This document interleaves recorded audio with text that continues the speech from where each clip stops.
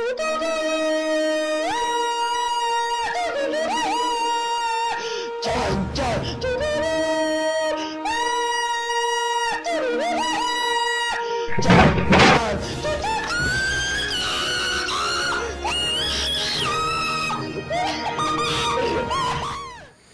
Swastiastu. Perkenalkan, nama saya Imade Agus Mahardika dengan NIM 20103300. Di sini saya akan menjelaskan soal-soal yang diberikan oleh Bapak dosen tentang soal UTS pemasaran, manajemen pemasaran kelas B. Nah, di sini ada 4 soal. Yang pertama, jelaskan konsep inti dari pemasaran. Saya akan langsung jawab saja. Yang pertama di sini ada 5 komponen. Yang pertama ada konsep produksi, konsep produk, konsep penjualan, konsep pemasaran, dan konsep pemasaran sosial atau social marketing. Nah, yang pertama di sini saya akan jelaskan konsep produksi. Konsep produksi merupakan salah satu konsep pemasaran paling awal di mana perusahaan berfokus kepada efisien produknya. Produksi. Seperti yang sudah kita ketahui, pada umumnya konsep akan menyukai suatu produk dengan kualitas yang baik dengan harga yang terjangkau. Dan yang kedua, konsep produk. Konsep produk mengurus gagasan bahwa konsumen akan menyukai produk dengan kualitas dan kinerja yang baik. Hal ini menunjukkan bahwa pelanggan akan mencari alternatif yang innovatif dan selalu mencari yang terbaik dari apa yang saat ini terjadi di pasar.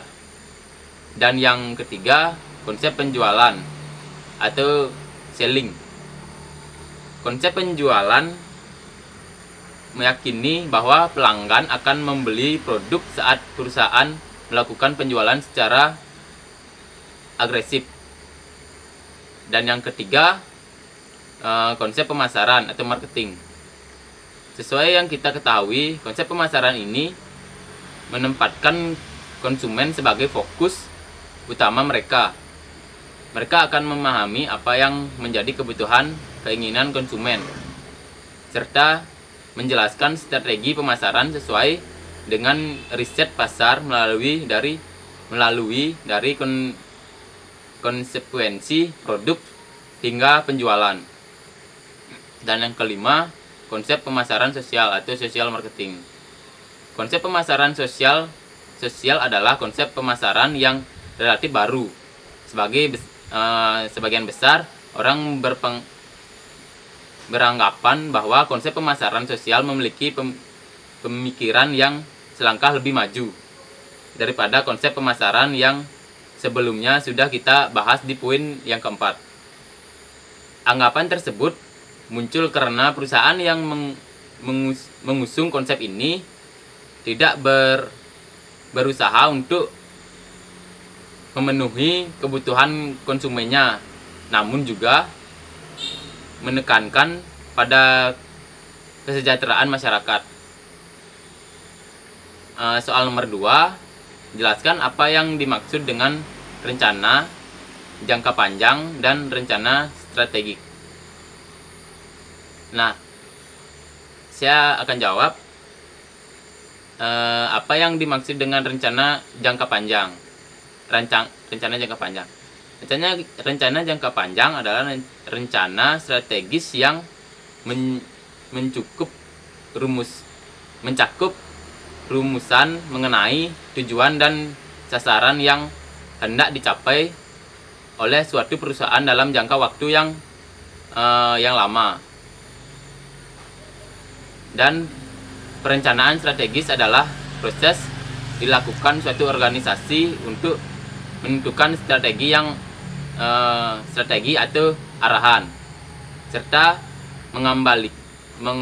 mengambil keputusan untuk mengalokasikan sumber dayanya untuk mencapai strategi yang diinginkan.